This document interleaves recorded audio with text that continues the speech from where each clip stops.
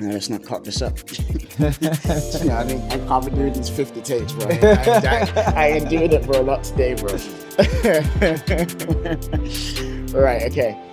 Hello and welcome to the official first episode of AJ Capture. I am your host, Aaron, aka Bez, the guy who always stays blessed, and we've got JM behind on the camera duties. Today, we have a special guest. We have a B-boy extraordinaire. He was a prime member of Soul Mavericks, helping put UK back on the map, a back-to-back winner of Red Bull BC1 UK from 2014 to 2015. He is the founder of the organization event, the Cypher Network, a traveler, a mentor, an athlete, a realist, and currently leads the crew known as Primal Instincts. UK Colombian legend, B-boy Spoon. Thank you, bro. Damn. ¿Cómo estás, bro? How you doing? Muy bien, gracias. Muy bien. Muy bien. Bueno, man. How's things, man? Good. I've just got back from Colombia. I was out there for a month or so just to visit my son and mainly just visit my son. How old is he now? He's turning 14 next month. 14, bro. I remember when he was a little one, man. He was just running around and oh my God, man. He's a full-blown teenager now. Like father, like son, man, for real. What was it like up there when you were up there for the meantime? It was good. I mean, I'm not really on much of a holiday anymore when I'm out there. Like, I have like my London life and I have like my Colombia life, right? Yeah. So when I'm out there, it's like, I've got time off because I'm off work. So that's nice because I've got a lot more time to do what I want to do. But really and truly, I just slot in out there. I see my peeps out there, be like, oh, you coming training this week? It's like, okay, remind me what days. Oh, we got a new training spot. Okay, we go there. I go training with my son as well. He does boxing. Yeah. So while I was out there, I joined his fight gym just to train with him for that month. Yeah, because I seen because you was like doing the boxing stuff with him and everything like that. Yeah, just training and It's good to see, man. You know, like just the way it all kind of comes underneath the umbrella, you know what I mean? Like you're doing your breaking stuff, all the sports stuff you're doing, and your son's just following you in his own way, you know what I mean? Yeah, just give him a discipline. Which is great, man. Yeah, man, Colombia, home salsa, you know what I mean? The senores, you know what I'm saying? Man, like on approach, I'll be like, estas preciosa, you know what I'm saying? Honestly, bro, like off in Colombia is dope, man, it's dope. How was it like living in Colombia? Because I know you was there for like a period of your life, so. I grew up here. But okay. Yeah, I grew up here. I was born there. Yeah. I was here till I was about 10, and then I went back. And then that's when I went to school there, and I started to like really get to know my country, because before then I had no recollection of my country. Didn't even know. So I didn't really know anything outside of London or the UK until about 10 years old. And then I went back to school, got bullied for having crap Spanish.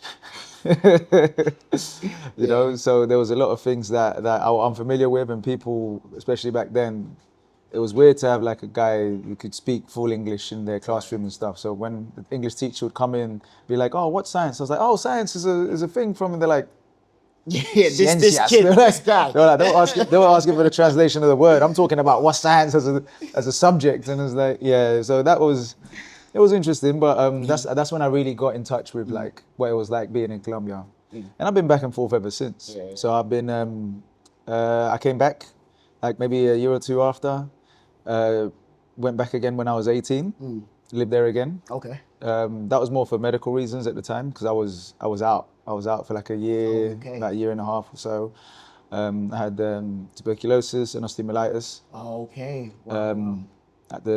Both at the same time. So I was in hospital for about 3 months, but we didn't know what I had. Big question mark. Yeah, I was just losing weight, losing loads of weight. I had like an inflamed foot that they had to operate on, but they couldn't find what was wrong with me. So they knew there was like, they knew like some of what was wrong, but not the whole picture, right? So it's not until like they took bone marrow out of my spine that I got diagnosed, but that was like 3 months later. Okay. And then to finish my recovery, I went to Colombia, and then as I started recovering and I was able to dance again and go out, I went to like a street gym, like a gym in a park where they basically just use like cement weights and pull-up bars and stuff, like proper hood gym. Yeah. And I saw some people breaking. That's how you kind of first got into breaking, really. I started breaking here when I was 14. 14. So that was in school because of an after-school club. Right. So I was already on the up and up. Yeah. Like competing, traveling. I was gonna have a sponsorship with Defect Clothing at the time. That was being set up through B-Girl Cyanide, who used to run Breaking Boundaries, so she was the connect. And now we already started like talking to the brand, and they were like, oh yeah, you know, we want to work with you stuff. And we were just starting to get to know each other a little bit, and they wanted to like get to know me, and then I got sick. And then I was gone for a year. And then you start to go through all the procedures. That must be a mad experience because like you don't know what's going on, and then you have to just like go through the motions, I guess. You know what I mean? So, Yeah, I thought I was gonna die. I thought straight up, I thought I was gonna die. You're not in this hospital for 3 months. Yeah. Asking like, so what is it? And the doctor's like, we don't know yet. I was like, I'm gonna die. Yeah. There's no yeah, way. you know what? Just after 3 months. Accept the fate. Wow. Wow. So when they actually told me what I had, I was relieved because I was like, at least we know what it is now. Yeah, you know. So you can find a cure or a way to fix it or something. So when I went back to absolutely. Colombia and we recovered and everything, in my recovery, that's when I met the breaking scene out there. Yeah. And then I started to get back into breaking and then came back. Yeah. So what was that experience like? Because going into breaking in Colombia, you know, you must have felt like, oh, okay, I can actually start doing what I love doing again. You know what I mean? So Yeah. who were the people you were around? Like, so these guys that I saw in the park just doing windmills, I went up to them straight away and I was like, yo, you guys are breakers. Like, I break. Where'd you train? Like, can I get your numbers? And then, you know, I had literally only been able to start like getting into footwork position again like a week before because I couldn't sit in that position for ages. Wow. So as soon as I could, the week later, I see these guys and I'm like, yes, like it's time. I can start training again. They took me to their training spot and it was ghetto. Wow. Ghetto. Like even just cycling up to the area, I was like, I probably shouldn't have come here by myself. Like, I should have met them. I should have met them somewhere else. You know what I mean? But I'm completely unaware of where this area was. You know? It was super ghetto, but it was a wicked vibe. Everyone was a little bit more of a beginner, or not so experienced. Nice. Right? Because there was a lot of lack of like information out there, especially back in then. I'm talking 2008, 2009. There wasn't a lot of stuff on YouTube that was like in Spanish, for example, or Spanish subtitles. Information wasn't much. There wasn't like loads of international events happening in my country, in my city, you know. Oh, okay. So to them, seeing me break was like, he breaks weird. Yeah, he breaks a bit different than Right. amongst the rest. Like, out there, everyone's copying like whatever they see online. Back then it was mostly Koreans, right? Oh, okay. Yeah. That they were watching, so they can do they were biting all these crazy moves, and I'm like, you guys have enough level to bite like the end. Yeah. You know, could have. Yeah. Couldn't battle. We put them in a battle context. They'd be a bit. The structure wasn't there and whatever, but they were hitting some crazy moves. You know what I mean? So I can beat them only because, like, I grew up here. Right. In the European scene, and the competitive circuit is healthy. And it's different in as Europe. well. Right? Out there, they'd have a jam every whatever.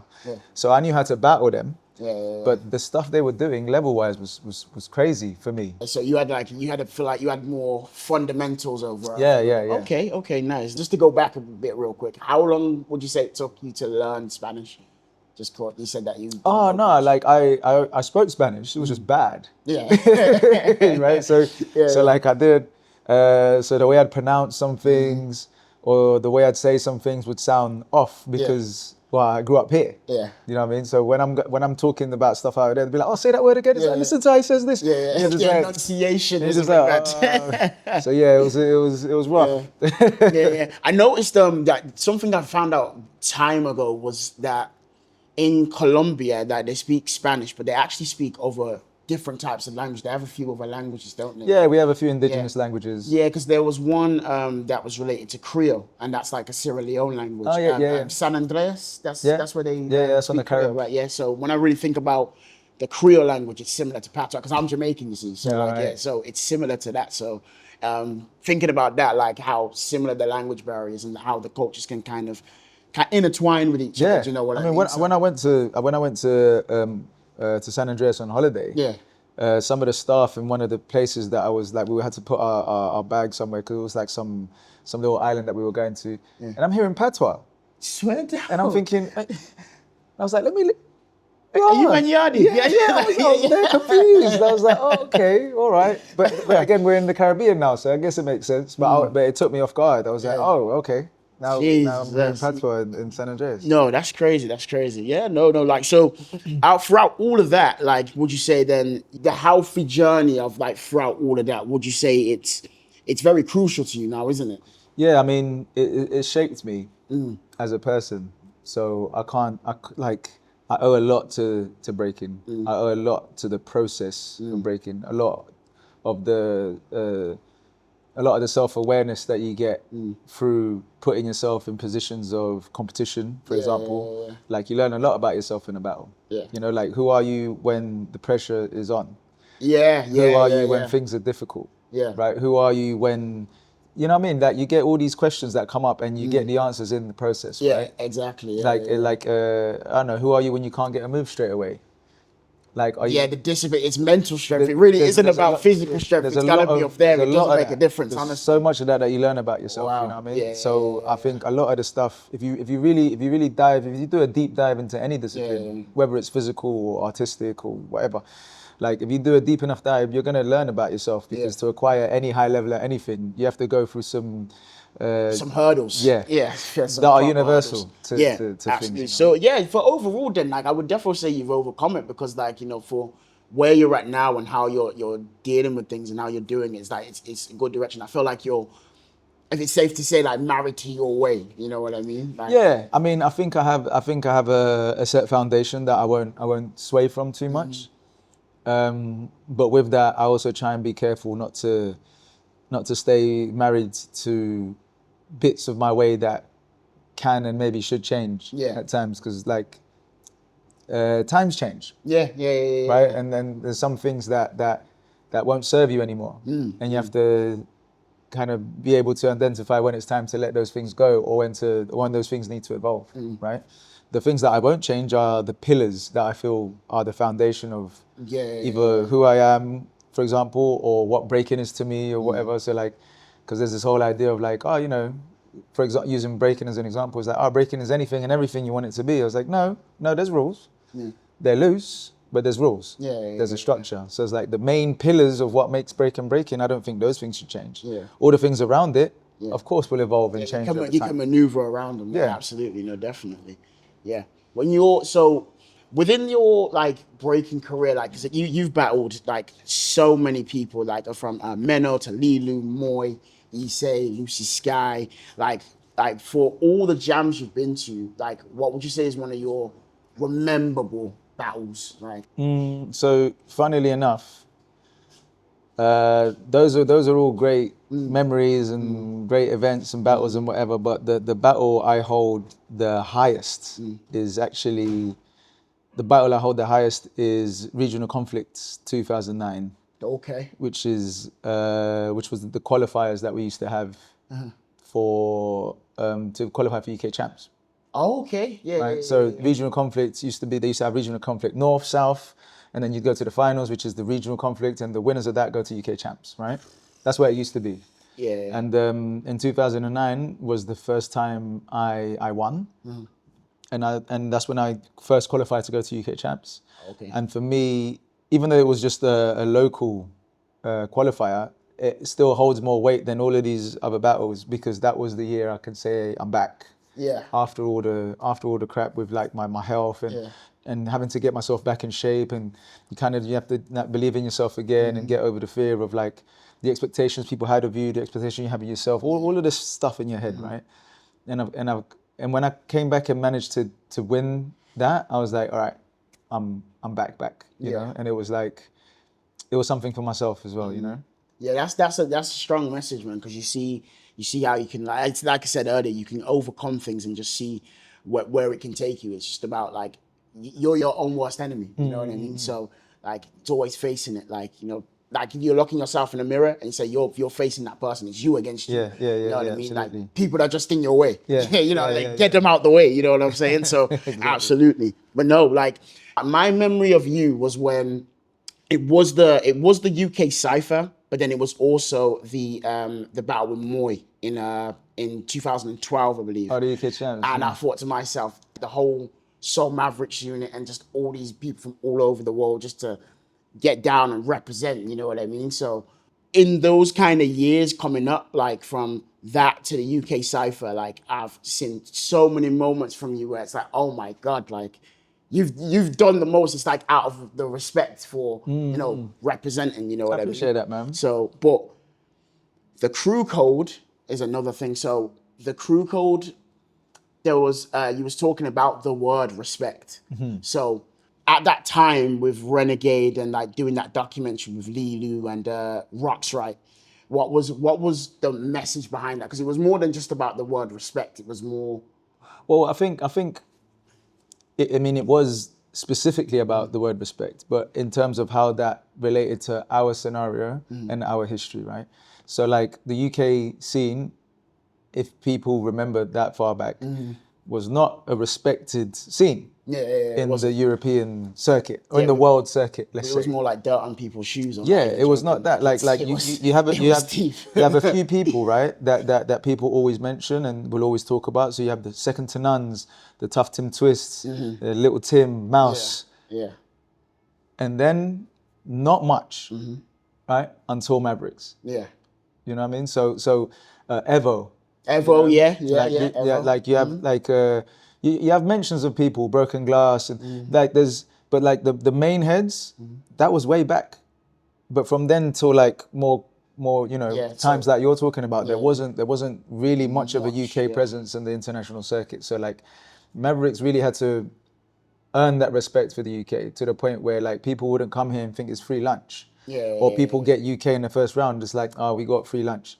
Like that, Mavericks stopped that. You had to like earn your you had to, now it's like, oh, we got UK. It's like, oh, we might have to, all right, let's not, because Mavericks changed that. Mavericks made it, you know, whether people like it or not. Mavericks changed that because we were the ones that were traveling the most often and putting ourselves on the line the most often, therefore got the most experience and ended up starting taking these battles, starting to learn how to beat people without being as good as them because we were more strategic. Like there was tactical. Very tactical. Like tic-tac-toes, I like to call it. There wasn't that many people early on, especially in the first generation of Mavericks. Like the best guy was Mouse. You know, everyone else was like a few levels below Mouse. You know? Shouts to Bboy Mouse because he killed it for the scene, and Bboy Tim as well for being the first B-boy on the Red Bull World Final stage. Get me? It's like these are like Mouse was the pillar of like. The only reason people even paid attention to Mavericks then is because they know that's Mouse's crew. Right. Everyone else was an unknown internationally like that. You know. Ironically, actually, this place here, Lee, the guy who runs this place, he was in that squad with Mouse. Oh wow! So he battled in UK Champs 2005 that very first year. That's insane. So like after that, then you started getting more like stars, right? Or people that had level in the crew. So you had like Reckless Lee, Terra, Sunny, Roxy. Now you're starting getting names where it's like, oh, people recognize these people, right? But that's like a little later on. And then you start winning stuff. And then it's like, oh, okay, Mavericks is a crew. It's like UK has a rep now. Don't take them lightly. Honestly. Right. So we had to earn that respect, and now that's what the documentary was about, really. What it was like for us to earn respect for a scene that didn't really have much respect internationally, you know. You see the development and the age of where it's gone, you know. So and like I think Mavericks did change that forever, but I think what's pinnacle about it is that trait has not left since that time has occurred. Do you know what I mean? So I think it's good. Like if someone puts something on the table and then leaves it behind when they're gone, you know what I mean? Because it's something to build on. So now you don't have to build from zero, right? Because now when people think UK, people do have references, and you're building off of that. So anyone that comes in now, they're building off. They're not even building off Mavericks no more, right? Because Mavericks is like yesteryear. Now they're building off like the Karams, the Sunnies, the Shekus, the people that they see currently. Like you can keep building off because we already have a. Do you know what I mean? Like there's not been that long since UK. It's been a while now that UK has had a continuous rep, whether it's solo or crew-wise. Right. So even though Mavericks aren't around no more, solo-wise, we've still had representatives. And now, which is the plan with Primal Instincts is that we still have a crew that goes internationally and battles and travels and whatever. Keeps the rep going, the consistency and everything. Yeah, the discipline, absolutely. Well, within your time, going back to the Rebel UK Cypher in 2014 to 2015, you did have a few viral moments, you know what I mean, where it was like you actually said, yo, I'm representing me right now. I don't care who gets in my way. So like there was a big moment in 2015 in Birmingham, my home city, and Soul Mavericks was outside. Pretty much the whole UK scene was outside, and it was you against Zaro. And I think it was a good thing for the culture. And shout outs to Isaac because he recorded this as well. And it was just a big moment where leading up to that, because we was just talking about this earlier, where we know about moments, but we don't know actually how those moments occurred. You know what I mean? So how did that occur? Because it was such a big moment, even though there was this kind of little bit of beef going on, but it was more of a thing where, again, it was for the culture. You know what I mean? Yeah, like it stems pretty far back, maybe, like loosely. Yeah. Like before Mavericks, I was in La Familia. Yeah. And La Familia was going up and down the country competing, and we'd run into people like Get Low Pirates, who we ended up having like a little bit of a rivalry with. They've been around for a little longer than we had. So we were still, when we first started traveling around, like we were newbies to the scene, and these were all the people that were already on the scene, right?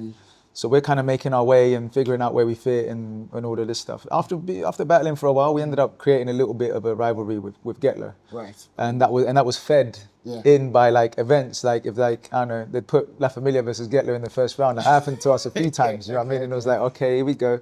And but to me, it was like, I don't know. I never really shied away from rivalries. Like, I think they're healthy. I think they're necessary. Like, I could be cool with you and still not want to lose to you. Like, absolutely. Ever. And be cool. And we're cool, but forget losing to you. But in the back of your mind, it's like, never. You're not getting one over. Never. Not happening. And that was the mentality, you know. So, like, sometimes there's a little bit of like, don't really like them guys or whatever, right? Because maybe you don't get along, you're not friends or whatever.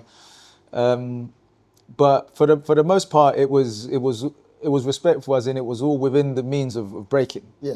Right. Any disrespect was breaking disrespect. Right. So that was like the seed. Let's say that was the planting of the seed, where that animosity between us would maybe be. Right. Yes. He also had before me. He had Zorro had a thing with Abdul. Oh gosh. And Abdul's my guy. Right. So they had a thing, and I was there for that whole saga. Right. I've heard stories about Abdul. Right. Yeah. So they got invited to is it Diamond Circles or Castle Rocks? One of them. Yeah. I think it was Castle Rocks. Okay. An event in Edinburgh.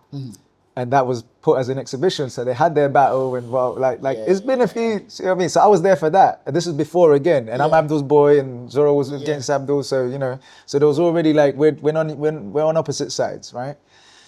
And then, anyway, this is just to give like really the backstory of like why, when we finally interacted, that made that happen is why we interacted the way we did, right? So there was some guys from a university here in London called ULU. ULU. Yeah, I can't remember what it stands for. Okay. And they were like a university crew who had a society and people, you could go there and train, right? Because they had space. And they called themselves the Mighty ULU Kings, right? ULU Kings. Like, obviously, but they're not like, they weren't like serious breakers in my eyes. Like, they weren't like out here like, I'm gonna try and get a rep, I want to be on thingy stage. Especially not with a name like Mighty Zulu Kings, because you know Mighty Zulu Kings exist, right? So that caught the attention of Zorro. Okay. And he felt a way about it, right? Especially you know, being in a relationship with Candy, who's Zulu Queens. Right, and so he's been around Zulu and stuff, and he sees that, and he's like, that's a disrespect, right? Disrespect, that's his perspective, you know. I'm like, he's seeing it as a disrespect. So he was like, he started calling them out online, talking about, like, what's this, the name, the this, that. I was kind of getting at them, right? Which, again, I was like, okay, cool, but like, who are you? You're not Zulu. Right. So Candy should be saying this. not you, right? Whether you're right or wrong, Right. right? And also because of who he was talking to, like he's somebody on the scene. They're not. So I'm like, they're not gonna speak. I felt like it was a bit of bullying. Yeah. Which I don't. Cyberbullying, So I'm not really. I wasn't really down for that. So I just butted in. To be fair, I just got involved. I saw the post and I was just like, oh, just to be a presence. Yeah. Right. Because technically you're giving your opinion. To be honest with you. Yeah. So it's like And so also not. have your right to give your I am. The scene was quite regional then. Yeah. So it's like, who is this guy from North just trying talking to these guys in London? talking was to these brothers, like, it's my scene. I'm from. Yeah, You know what I mean? So talk to the brothers who are like that. Yeah. No, not to the guys that are like. No, you're all right. Don't worry. It's all good, man. Yeah. All right. Welcome back. So I was like, if you're gonna talk to, talk to peeps like you on the scene. Yeah. Not these like beginners who are just having a bit of fun with breaking and whatever. So I was like, I didn't like that, right? Yeah. So this was all on Facebook, and like I said, I was just kind of being annoying. Yeah. Because I found that annoying. Yeah. So I wanted to be annoying. Yeah. And it got to a point where after a few back and forths, Candy eventually actually posted and she was like, guys, I can see this is it's lighthearted, but some people in my crew might not feel the same way. So and I was like, whether I agree or not with whatever she was saying, which I actually did, it was like, you can say that because you're Zulu. Yeah. You know what I mean? Yeah. There's opinions on it. So when I was in there basically being a bit annoying, he was just like, you know what, we'll go. I'll call you out. Oh, no, I'll take that back. He said he was going to come down to London to call them out. Oh. That's when I was like, oh, really? So when is this happening so I can be there? Because I'd like to see. I want to see some battles. Yeah. Yeah, sure you would. You know what I mean? Because again, to me at the time, whether justified or not, I felt like it was a bit of a bully thing. And it's like, don't be like that to these kids who are breaking. It's like, what's the point? Yeah. On the flip side, I also this doesn't mean I think that when someone is new in the scene that they shouldn't get checked. Yeah, absolutely. Yeah, because you got like I said, you got to earn your stripes. You know what I mean? Exactly. You have to. It's Just like that. like again, with that being said, that doesn't mean that I think that people that are new on the scene shouldn't be checked for things or that, because that might be what he felt he was doing. Yeah. Like, let me check this because that ain't right. Because Zulu Kings are a thing and it's like, cool. It just may be a different perspective on it, right? So just to clear that up. Yeah, of course. Because you do need to earn your respect. I think you have a standard level of respect that you should have for everyone else as human beings. Yeah. But when it comes to breaking, I should respect your breaking. Earn it. Yeah. Right? It's like a tough love kind of thing. Yeah. So I get that kind of perspective. But again, my perspective was you can't come here and start bullying some newbies. So I want to be there because I'd like to see some battles, like I said. So then he was like, well, you know what, screw it. Let's us two battle. I was like, oh, lovely. Whenever. Yeah. Right. That's where it started. Okay. That's where it started, and that's where we started like doing all the chatting online. Yeah. And we agreed to meet at Groovonometry. Okay. Right, because I was gonna be there anyway, because it's in North, so I was like, it's close to you. I'll see you at Groovonometry. All right. And then he didn't show. I don't know why he didn't show, or maybe I don't know, something came up or whatever. But me being the troll that I know, Yeah. I was just like, I took it online. Yeah. And I was like, imagine not turning up to your own call out. That's crazy. Oh yeah. Right, and then again, all the comments and people going back and forth and whatever. So there was a lot of that for a minute, right? I think the two viral points of that whole scenario was when he came to London. Yeah. He came to London and he put up a video asking where I was because he was at one of the training spots, in the local training spots, Stratford. I do think I remember this, but keep going. Keep going. So he was like, yo, I'm in London, where you at, blah, blah, blah, blah. And that video got sent to me. It's like, yo, have you seen this? And I was like, no. And I look at the timestamp on it and I was like, that's not even that long ago. So I got my camera. I was living with Bones, my mentor, my first teacher at the time. And I was like, yo, I'm gonna go in, because he's actually battled Zorro back in the day. But the first UK event I ever went to see Bones compete was Battle of Britain 2005, and he battled Zorro. Wow. Okay. Right. So like I said, these are people that have been on the scene before. Like when I first came on, these are people already on the scene. So when I told him what was going on, he was like, oh, what? Yeah, I'm coming. So he came with me, and it was like, record this. And then I recorded the video to get there. I was even calling people in Stratford. Like, it's like, yo, are you in Stratford? Can you go to the spot? Can you see if thingy's there? Like, tell him to wait. Like, I'm coming. Yeah. So I went down there, made the video of my own. But when I got there, he wasn't there. Again, we ended up just chatting more online and blah blah. Because he was like, oh, I'm getting my train. You know, I was like, well, what platform are you on? Yeah. We'll do it on the platform. Before right you get on your train. Like I was like, it was about that life. very much like, I was a little bit of a pit bull at the time, where it's like, oh, here, whenever, whatever, you know. Yeah, Pitbull was an understatement, bro. Man was the raging for that age. You know what I'm trying to say? I really, and I enjoyed it. You know, that's the thing I love most about breaking is the battle and the battle aspect. Yeah. Whether it was in a cypher or on a stage, I was always more of an underground and B-boy, like kind of doing it in ciphers or small jams, and eventually I learned to do the stages, right? But battling for me was the thing, so I was all in. Yeah, do it at its finest, you know what I mean? And then you know, so there was a few more of those moments on, like, that video went pretty. I wouldn't say viral, but it done the rounds. Yeah, it done the rounds. In the UK especially, yeah, it definitely did. Yeah, in the UK, because I kind of made a whole joke about it and put one of the 50 Cent distance on there. Wait a minute. He put 50 Cent shoot over it. No, it wasn't 50 Cent shoot. I put shook ones over it, right? And then I put Cameron's diss to 50 Cent. Yeah. Right, because 50 Cent's name's Curtis. Yeah, Curtis. Yeah. And Zorro name's Curtis. So at the end of one of these songs, Cameron had this little joke thing where he'd make people be like, Curtis, and I put that at the end of it, and it made it a whole thing, right? So again, everyone's like got their eyes peeled, because we've been going back and forth online for ages. Yeah. And then Red Bull happens. Right. And I'm on stage. I've received the thingy. We've just won, and I'm seeing him walk down. And I was like, "Where you going? Like, don't leave." Yeah. And it was like, "Yeah." He goes, "Yeah, I'll see you outside." I was like, "Boom, outside it is." So we've gone. That sounded like it was gonna be a scrap, to be honest. You say, "I swear to God, bro." Like, you know what? I think to a lot of people it probably looked like that. Yeah. And there was, and you know, it's not like we liked each other. I'm not gonna pretend like we liked each other. You know.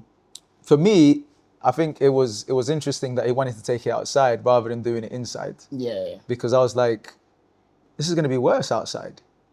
Because I'm in my element. Oh, okay. I see what you mean. Yeah. You know, I'm not a stage B-boy. Yeah.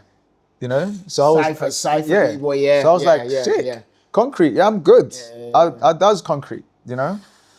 And then we ended up going into this little alleyway where everyone came up, because everyone saw that interaction, and everyone has been seeing all the stuff on Facebook. So everyone's like, and it was a pretty cool moment for the scene, I think, because, you know, regardless of like the bad blood between us, everyone got to see what it was like in the scene that me and him came up in. Yeah, that was what it was. You know what I mean? Like, we didn't like each other, and we battle on site.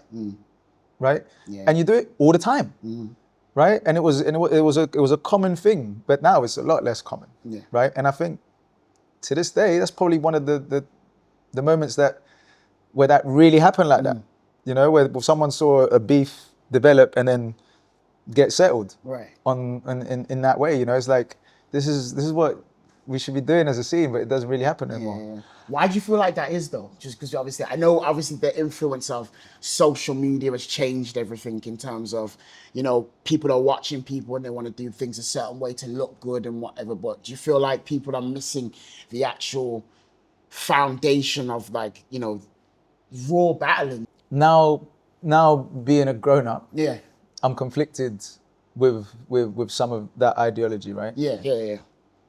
Because I guess there's things that you grow out of, but but there's still things that are true to the essence of breaking that don't leave, right? So for instance, I think the reason it doesn't happen now so much is because people are less connected to the culture in general. So they don't know codes. They don't know unwritten rules of why and how. Forbidden rules. Yeah, or what we do, you know what I mean? So they're not connected to it in that way. Yeah, right? Makes sense. Like we kind of just needed an excuse to battle. Like La Familia, when we would travel to events, we would all pick someone at the start of the event. And we all knew that by the end of the event, we had to have battled that person. And the reasons we'd choose people were silly. It didn't have to dislike you. It wasn't a specific reason. No, sometimes I was like, you know what, he kind of dresses like me. Yeah, I'm battling him.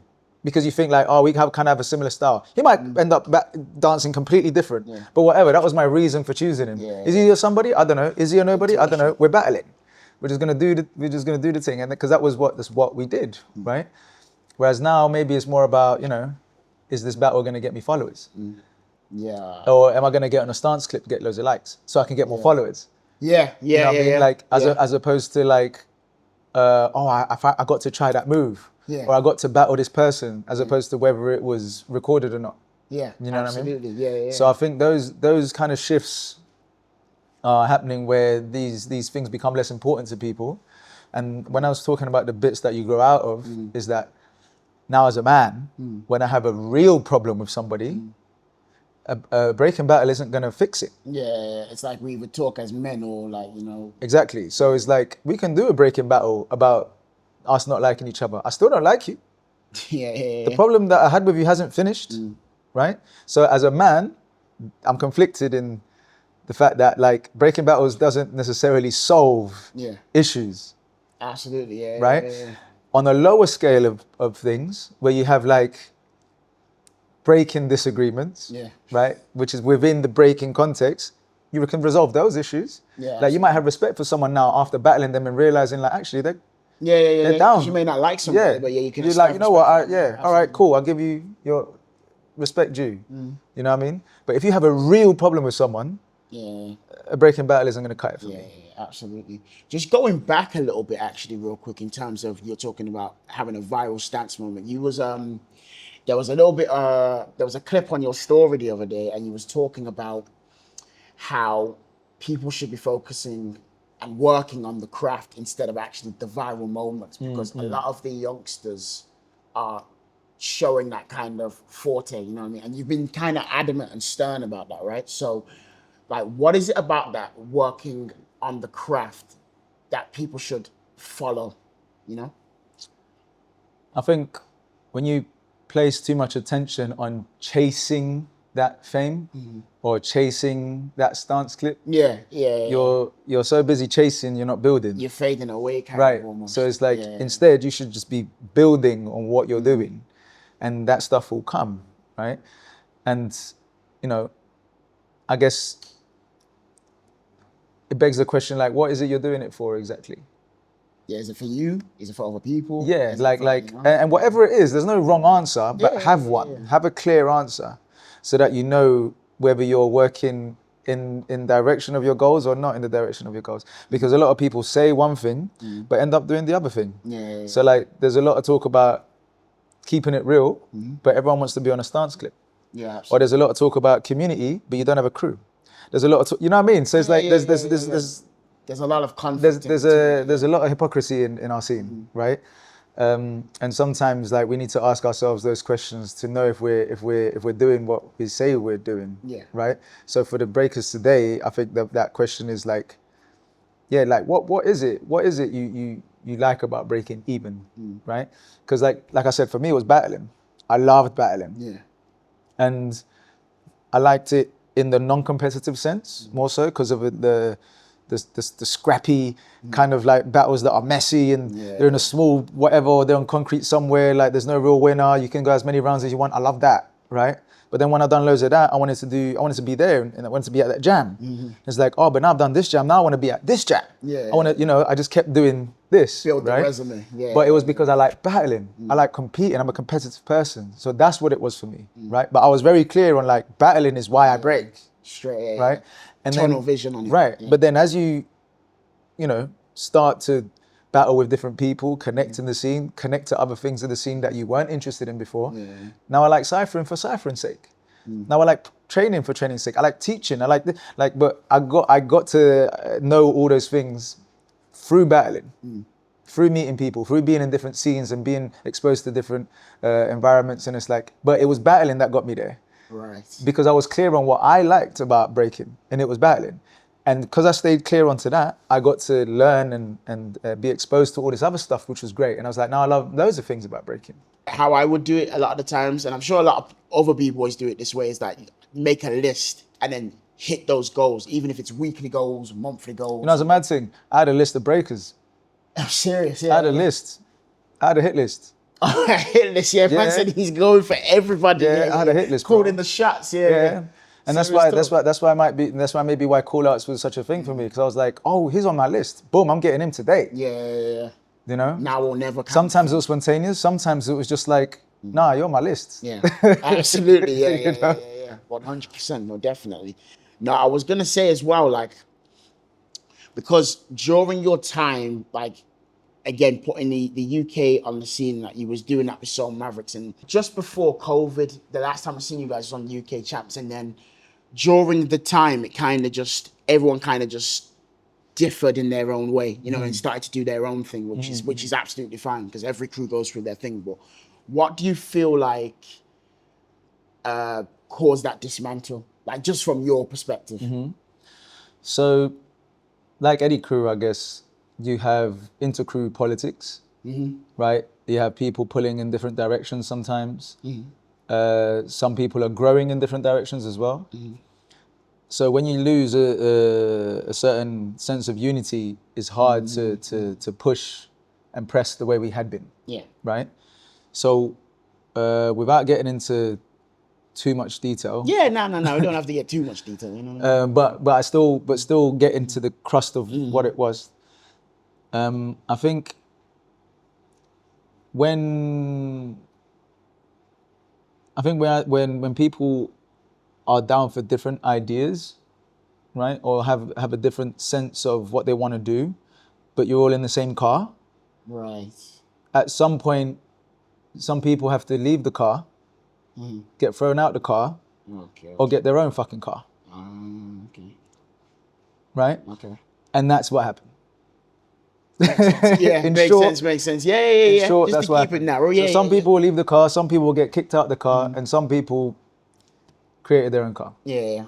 And then that's how it just led to what it led to. Yeah. So it's like that unity and that unison that we had as a crew, and the reason we can push forward, even though we weren't always agreeing and stuff. At some point, it started to affect the crew more, to the point where, like, we weren't really seeing the same goals, the same methods. Like we just differed for a variety of reasons. Yeah. You know, and like I said, inter-crew politics can get messy, especially when you have a crew as big as Mavericks. The bigger the representation and the status, like the more the problems can come. It's like more. Well, just having more members. Yeah. You know, it's like if we got a crew of 5, like, you can figure it out with you 5. When there's 20 of you. Numbers do matter. Is a little it's a little more complicated. Yeah, absolutely. Yeah. Like, what would you say for crews now then? Because, like, we're in a different day and age now where, like, things may not be as so complicated, but what would you say that for crews nowadays, what would you say is the best thing to strive for when it comes down to unity? Like, so I think, first off, I'd say I think crew culture is super important to keep, because I think for a lot of people, again, the word community is a big deal in our scene. Especially in breaking. Yeah, absolutely. like, it was supposed to be a community, right? So I feel like your crew is your first community, and you learn to function within that little community. And that little community then joins the larger community, your local scene, and then the larger community, the worldwide scene, and But it starts with crew, just like your house, right? Right? When you have a home, Yeah. you're taught how to maneuver out in the real world at home. Yeah. From your siblings, your parents, your aunties, uncles, whatever. They're shaping you so that when you go out to the real world, you know how to function. Yeah. Yo, things are like this, things are like that. We don't do this, we don't do that. We do things this way. Yeah. We do things that way. That's your crew. Where you be like, right, when we go out there, we're your top. You know, represent the crew when you're out doing your thing, because we represent each other now. Yeah. And when we do things this way, Yeah. we do things for this reason. So when your crew goes out into the larger community, they have a way of functioning. Yeah. Because you're basically a mini culture, right? It's Prime Livingston's culture. There'll be Ill Warriors culture. There'll be every crew should have their way of doing things, right? Yeah. And that's your contribution to the bigger community. So, yeah, right? exactly. Yeah. But we find it hard to do the first bit, which is just live in a community, right? So like you don't have a crew because you don't want to be under anyone's leadership, because you don't want to have a coach, because you don't want to listen to your elders. If you have elders, if you're just a crew of young kids that got together with no elder, that's different. That's a different journey. But for most crews who have some sort of lineage, there'll be older heads who are passing down the information. Yeah, I agree with that. Who do the coaching or the mentoring, right? And that should give some structure, right? There's less mentoring and less coaching today. Yeah. I don't know of many people who are actually doing the job of mentors. Yeah. You know, like, and mentoring isn't teaching. Like if I teach you a move, I haven't mentored you. You just showed me something. Right. Yeah. But mentoring is way deeper than just teaching you the move. Yeah, it's strategy. It's pushing forward. Or even how it goes beyond breaking. Yeah. Like the stuff we learn in breaking doesn't stay in our scene. That's like a rule for life. Yeah. Right. It's like exceeding the expectations. Exactly. So we're kind of anti-mentorship. We're kind of, and I guess that's, you know, it shows in the gap between the younger gen and the older gen for various reasons. I put this on a post recently where it's like, regardless of how you feel about the generations before you, there's still an insight to a scene that we weren't around for. There's still a bridge to that, and also gives insight to why we are where we are today. Yeah. Because they're part of the reason we are where we are today. Yeah, absolutely. So like, it makes no sense to completely disconnect from your elders, even if you don't like them. Yeah. You know what I mean? Like some of my teachers, bro, like some of the people that I've learned from, I don't fuck with them no more. But if people ask me, I was like, I learned from this and this person, and this, and it meant this and this and this. It's like, oh, but yeah, you cool with them. No, I'm not. But it did shape me. This is what I learned. We're a bit more emotional now. As a society. Yeah, we are. So we can't disconnect the two things. We can't be like, I don't like him, but this. No, I'll be like, no, we don't like him. Everything he does is rubbish. Nothing. He never taught me anything. We forget about it, don't we? We just like, you know what, this happened and then that's it. We just leave it We're so quick to tell people, we talk about, you know, the people who done us wrong, but we never talk about the people who helped us. You feel like it's a pride thing? Of course. Absolutely. Because it's a very like, it's a societal problem. It's not just in breaking, it's in everything. Yeah. Right? If you think about social media is all about the self. Yeah. Nothing else. Look what I'm doing. Yeah. No one's asking you, no one's asked for your clips, bro. We post them regardless. No one's asked for that picture of your lunch. You post it regardless, right? So we're just putting things out there for ourselves. Like no one's asking for that. Yeah. You know what I mean? So social media has made it normal for you to have this, the slight narcissism that we all have as artists is magnified from social media because it rewards it, right? So this whole idea of community and stuff starts to disintegrate. Because it's all about this. How many followers you get though? No, don't matter. I'm like, it's not as opposed to who do you meet. Who did you know what I mean? It's like, I got 10 new followers after that jam. Yeah. It's like, I met this one person, but we had a banging conversation after in the hotel lobby. I learned this, I learned that. It's not that no more. That's not what's valuable anymore. No. Just like knowing stuff isn't valuable anymore, right? It's about this. Yeah. So again, going back to the community thing, like say we can live in the same house, but it doesn't mean it's a home, right? Because if I'm not gonna do your dishes, I know I'm not. You're not gonna do mine. Right? But if we're at home and we need to go somewhere, say we're family and we need to go somewhere, and there's stuff in the sink, and I was like, can you do that while I do this, even though they're your dishes, because we live in this home together, as opposed to like, have you done your laundry? No, it's like, okay, I'll wait for you to do the laundry. It's like, you're doing white laundry as well? It's like, yeah, so I'll wait for you. If we're all doing white laundry, why not just put it all in the same? Yeah. Because that's the Work difference. together. So living together, living in the same space isn't the same as living like It's a in different unison. mindset. Do you know what I mean? Yeah, absolutely. And I think the scene's kind of like that at the moment. We're in each other's space, but we're not together. Yeah. Do you think like the UK can do more in terms of where it's at right now? Because we're all traveling and we're all doing things, we're all doing it individually, like, you know. So would you think there would be a case of trying to bring the scene together somehow? Like, Yeah, eventually. yeah. I say eventually because we already were together Yeah. at one point. Like, do you remember Rep Your Country? Rep Your Country, yeah. In Outbreak, right? Yeah. Yeah, At absolutely. Outbreak. Yeah. So at one point we were in the beginning, say, loads of people from UK started going after the first few years because as the event grew popular, and we would do the qualifier. I would do the qualifier with the UK team, and then just be like, all right, you lot do. I'm out. Yeah. I'm just like, I'll do my bit, help qualify, and then I didn't really want to take that leadership role. And then I remember one year, there was so many good people. Like we had like a strong ass squad. Like you had Mavericks, you had Smack 19, and then you had peeps from the Midlands. You had the battalion. Like you had loads of people, and I was like, yo, we could do damage. Yeah, you know. And I was like, you know what? Screw it. This is the first and only time I was like, nah, we're gonna do it like this. Bollocks Tuesday. Yeah, we're gonna do it like this. And I united some of the Mavericks routines that we had with Smack 19 routines and strategized the same way we strategize in our battles. Yeah. And we made it to semi-finals. Yep. Yeah. I can remember. Yeah. And I argue we would have got to the final if half the team didn't have to get on the bus to go back home. So in the end, it was like 5 of us, like me, Sonny, Wilson, because he was Mavericks, and I can't remember who else, against Ukraine.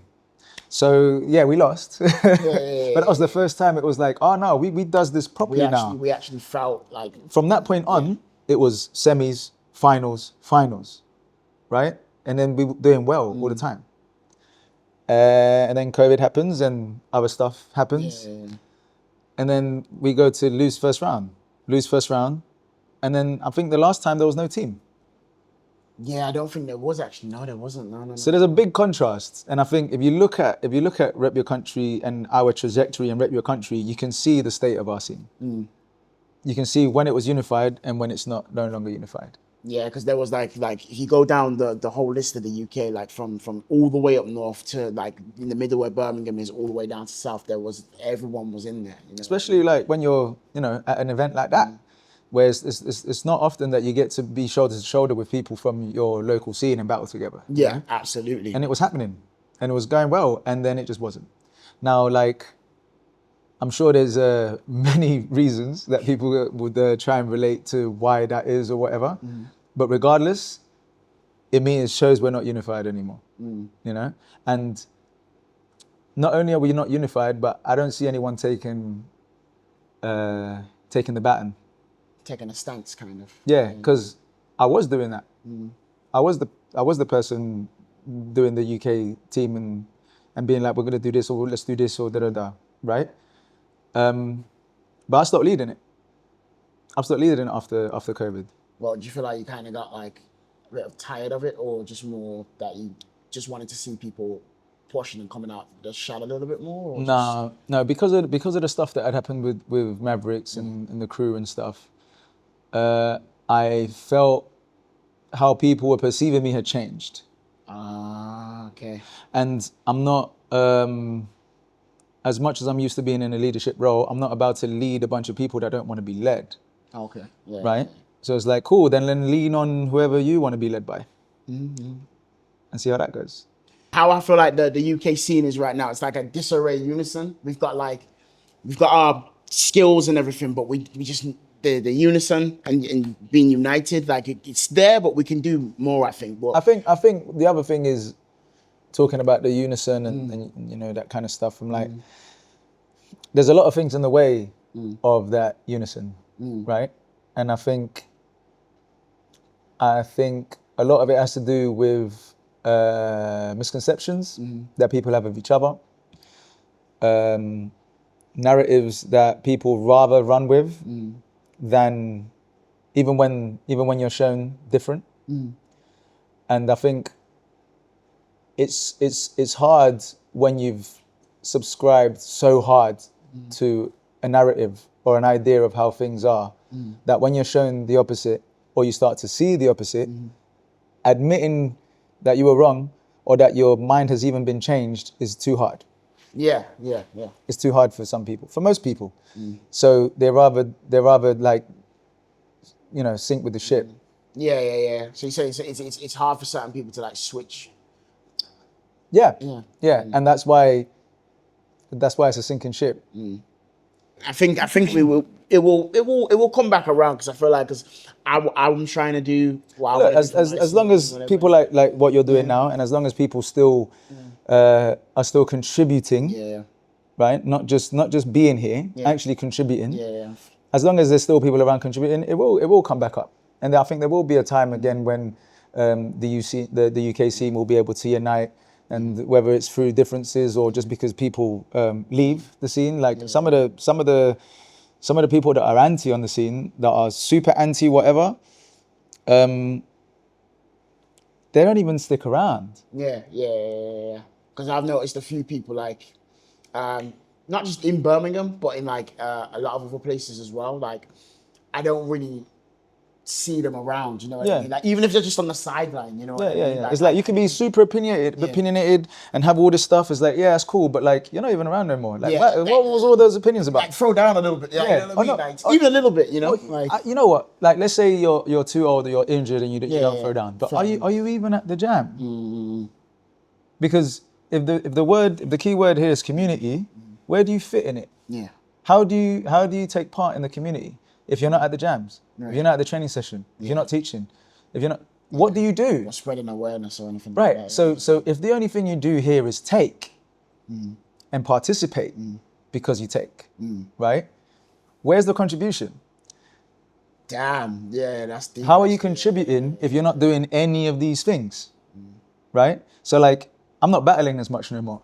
So my contribution is my work as a judge, my work as a teacher, or my work as a mentor with my crew, and what they end up doing. Do you know what I mean? Because that goes into the scene. Yeah. Or even just showing up at a jam for jam's sake. Because I'm part of this community, right? Like I'm into breaking, even though breaking bores me sometimes. I've been doing it for 23 years. Yeah. Do you know what I mean? But it's like, but it is my community. Yeah. So if you are a part of this community and you're not just a tourist, right? Someone that comes in, gets your goods and gets out, like, where are you? Yeah. Where are you contributing? And where do you fit in the community? Off Instagram. Yeah, true. And it's more than just about the physical term of breaking. It's where are you? The knowledge, the mental and everything. So yeah, you do have to do your research a lot of times. And sometimes it's not always good to keep going to jams a lot of the times. Because I even remember Flea Rock, he was saying to people, younger generation, stop going to jams all the time, every weekend. Go in the lab, practice, get your research, get your knowledge, and then come back and start smoking people. You know what I mean? So I think there's a time for that though. Yeah, there is. Yeah. Because like early on, I'd say the opposite. I'd say go to all the jams. Yeah. Go to all the jams, see what it is, see where you fit in it, get your experience, then go back to the lab. Yeah. Right? And start coming out at specific events. But it's like, when you're a beginner, go to every jam. Yeah. As a beginner, absolutely. No one cares about you anyway. Yeah. You're trying to prove yourself. Yeah, you know? No one cares about you in the cypher. Oh, I crashed. No one cares. You're a nobody. Enjoy being invisible, because once you have a name, it's pressure. Yeah. Right? So it's like, I think you have to know when. It's like, okay, now you should chill. Maybe not go to as many jams like you said, and do this when you're maybe at a different stage. But that's what we need mentors for, right? Yeah. Mentors tell you. I like how you circled that back. Yeah, I hear it still. I do hear it. Yeah, serious. Nobody does anything without help. You know what I'm saying? No one got here on their own. Nobody got here on their own. I think as well, what's great about this whole thing with representation and all that, what was good to see the representation of B-boys was people in the Olympics. Now, there's a lot of there's a lot of opinions, mixed opinions around the Olympics when it comes down to, you know, is it a sport? Is it not a sport? Did it get represented well? Like, you know, in your peripheral, what would you say worked with it and what didn't? Because there was a lot of things that went well with it, and there was a lot of things that didn't go so well with it. So I think the good side of it was that I think just showing that it was possible. Yeah. That is a respectable enough discipline to go into something like the Olympics. Yeah. You know, as in put some respect, as in like put some respect on our name, sort of thing, right? I thought it was amazing to see breakers from all over the world being sponsored by Fila, Nike, Adidas, Lacoste. You know, I think Phil was it is Lululemon, and you got Sugar Kicks with Mercedes and G-Shock, and I was like, yo, this is it. This is wicked. Honestly, I think it's great. All the big companies were showing out for that. Yeah. Actually. I also like the idea of like the inclusion of like doing qualifiers in other places, even though that I think that could have been done better, especially with like the African region and stuff. But like trying to get as many people from different regions to compete at this world stage, I think that was the positives of it. Because that was a real goal for a lot of the breaking community. It doesn't matter what country you were from. Like it was a goal. Say if I can get on the stage, like it will be a big moment, and just not only that, I can actually commit and like give myself some real determination. You know what I mean? Because that was everyone's goal. Because I would definitely wanted to be on that stage as well, even from thinking. Oh, man, if I was young enough, I would have gone for it. Yeah, absolutely. Like absolutely, I would have been like, what? I get to hell yeah, right? The downside to it is maybe that people who are already in a scene that's so like competition based. Is now seeing the ultimate competition, and it's like now you only get to do that, right? And I think within the WDSF, I think it was an issue if you went to other jams, so you couldn't compete in other things if you were doing this thing. And I was like, well, that sucks. Yeah. That's no. Like, what do you mean I can't do like my underground jam? Do more. Yeah. I thought that was whack. I think the other good thing about it was finally having to develop an actual system, not this judging system, I mean. Okay. Not just this idea of like, you know, we all say originality, this, that, execution, whatever, and we all mean different things. Yeah. Whereas in the system, it had to be like, do we all know what originality means? Yeah. Do we all have the same definition for these terms so that there's coherent judging, right? Okay, yeah. That's something that we didn't have before, and that's something that the Olympics forced out of us because we couldn't go to the Olympics without an official judging system. Okay, yeah. Right. So now that we have one, it's like I think is boosted that side of the struggle. I think it polarized us as well. Like where to us the Olympics was Red Bull. Yeah, it was. Yeah. Because we were like, oh, this is mad commercial. This is like the most commercial event there is, and then the Olympics comes and it does that. Yeah. And it's like, oh, actually, Red Bull is actually closer to the culture than the Olympics, right? Because you can't talk to judges. You're doing prelims at 10 a.m. Like you're in a big hall. Like it's like this is sport. Yeah, honestly. This is what we thought this was. Region, like right? And even in terms of like how strict it was with certain things, it was like it gave us what true professional breaking looks like, you know. And some of us didn't like it. Yeah.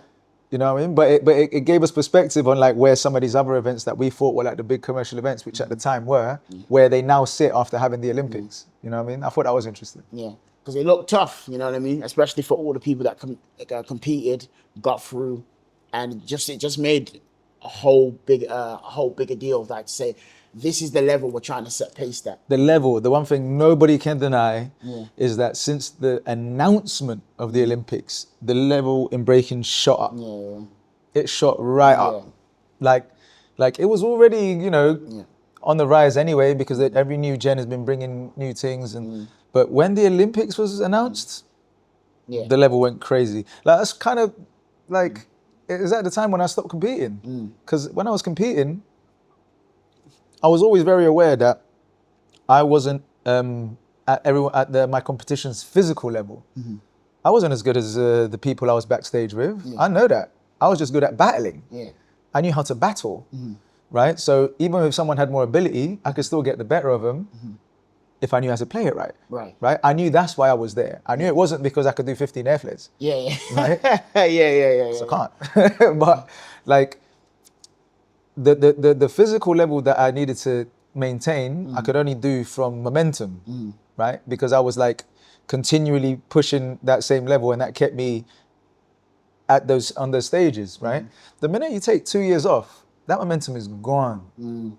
Yeah. And I quickly realized I wasn't willing to rebuild that momentum anymore. Yeah, because you have to start from square one and like actually get fit. Yeah, It just wasn't a thing for me no more. Yeah. So not only have I lost momentum, the level shot up. Yeah. And I was like, you know what? I like doing these jams or these jams. I don't want to do elite level jams anymore. Like I know what it takes to be there because I've been there, and I know that I'm not willing to do the training that I used to do. I'm not trying to train 5-6 days a day, try 5-6 days a week, sometimes twice a day. I'm not doing that no more. I want to make money. Absolutely, yeah. You know what I mean? I got a kid. I got stuff I want to do. I don't want to. You got other skills in place what you can actually put through and actually then use. And your needs change. You know, I'm not getting a mega bus no more. I'm getting a flight. Yeah. You know. I'm not having the little kebab. I want the steak. Yeah. You know, I'm not having this. I'm not sleeping on this floor. I want an Airbnb. Like there's things that you have to sacrifice some things, right? Absolutely. When I was younger, sleep on any floor. Okay. I go into Europe by bus. I do all these things just to do it on a budget. But now it's like I don't need that no more. Right. It doesn't serve me no more. Okay. Like so I don't. So after COVID, I was like, this battling thing, like. Might have to just leave it where it is. Yeah, like I like doing crew battles. But, You know what I mean? I'll do a 3-on-3. I'll do stuff like that. But they're selective. Like I'll select which events I want to do and which not, because I don't have that hunger anymore of like, I need to rep here. I want to do this. It's like it's not that for me anymore. It hasn't been for a while. Yeah. So different goals. Yeah, where my participation was before competing, now that's where Primal Instinct started, because we started it in 2021. Okay. Yeah, and I was just gonna get to that. Speaking of crews, like Primal Instincts is now the crew I want to say leading is the right term to use. We founded it. Me and AJ founded Primal Instincts. Shouts to AJ47, man. Yeah, I mean, my man's still going strong, but you know what I mean? Just kidding, you keep kidding it. But so many crazy things, like Alien, he just was in the Japan for Red Bull VC1 World Finals. Lightfoot's just constantly killing it with his original style and things. So, like, what's it like training with those guys on a regular basis, like all the time? Because you just must see the younger you, like, you know what I mean, all the time, you know what I'm saying? And just like growing and things and whatever. Yeah, it's funny now seeing where like some people are at in their journey. Yeah. And remembering. I was like, oh yeah. Yeah, I remember when I thought that. Yeah. You know what I mean? Yeah. So it's interesting. But also because I had mentorship. Yeah. Like I remember the points where Renegade would say to me what I'm now saying to some of these guys, you know what I mean? When it's like, I know it feels like it should be this, but actually it's this. They're like, no, but what? And then we're having that discussion, and there's things that people don't understand straight away. And when you're young and hungry, like you're sometimes impatient. And I was like, yeah, I remember being like this. It's kind of funny. It's kind of funny for me. I don't get to train with them as often because obviously they're in Ireland and Leeds, but when we do get together, it's a good time. Here in London, it's mostly Pulika, Fran, our two new members, Paul and Mo, and AJ whenever you can. Yeah. But we're all a little older, apart from maybe Paul. But when Lightfoot and Leon and Nate and these guys are in the room, it's fun. It's fun for me to see that when I was like, oh yeah. I remember what that was like. Yeah. But it's crazy because like every single crew member has their own unique way. It's like, you see the difference in all of them. So like, and it's just good to see that they're all collab together. You know what I'm saying? It's like they're like the glue that sticks together. So it's good to see, man. So well, a lot of that foundation would have been from Mavericks. Yeah. And how things like I saw function in Mavericks and La Familia, right? Because there were two different crews as well. There were two different, but like, even though our foundation is Soul Mavericks, we're not Soul Mavericks, or we're not like Soul Mavericks. It's Soul Mavericks made, yeah. Yeah. But Soul Mavericks' goal was different. Yeah. So, you know, Soul Mavericks' goal was put UK back on the map. Yeah. Right? So we can't, so we don't have that same goal, right? The UK is on the map. Yeah. So it's like, what's our goal now, Yeah. right? And it goes back to this preserving crew culture. Yeah. More that actually goes back to the drawing board on like that list. You know what I'm saying? What's next for, whether it's just individual or as a crew aspect, you know what I mean? Like what's next for us? But I'll tell you what is next for Primal Instincts, that jam that's going on in the next couple of weeks. I know you moved the date, but it's happening. You know what I mean? So just tell the people like what's going on with the jam at this current point right now. So this will be the 4th anniversary. Okay. As in the 4th anniversary jam, but technically our 5th year. And we're looking to do it bigger and better this year. So we don't have a date just yet. Yeah, that's we're looking at early June. So hopefully the 1st anniversary in summer in London, which I'm sure loads of our international guests will appreciate. Coming to London in the summer. It's cooking. Yeah. But as soon as that's been confirmed, we'll be posting really soon, so people have a date in mind. Yeah, man. Now watch out for the date, guys, because you know it's gonna be some sick-ish. You know what I'm saying? So this is AJ Capture. I'm with the legendary B-Boy Spin. Thanks for listening, guys. Peace.